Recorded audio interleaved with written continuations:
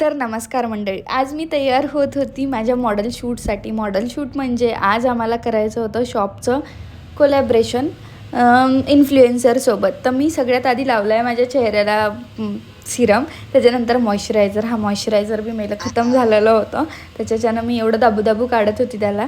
मग लावून घेतलं आणि माझी स्किन मला थोडीशी अशी हेल्दी वाटत होती. काय करू बोलू तर नाही, पण काही ना काही तर करावंच लागतं चेहऱ्याला लावायसाठी म्हणून.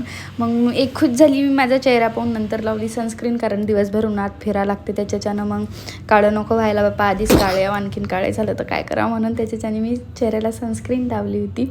आणि नंतर मग मी लावलं होतं ब्लशर, कारण जिंदगी तर गुलाबी नाही आहे, कमीत कमी गालं तरी गुलाबी झाले पाहिजे मला असं वाटते. पण याचं झाकण बी तुटलं.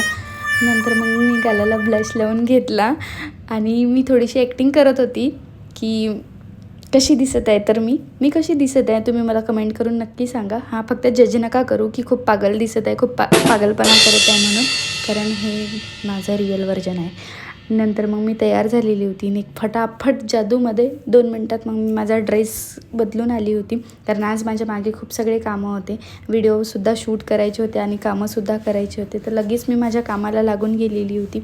आज हेअर कलर झाले होते, खूप सगळ्या हेअरकट झाल्या होत्या. तुम्हाला माझं वर्क कसं वाटते तुम्ही मला कमेंट करून नक्की सांगा आणि मला फॉलो करायला विसरू नका.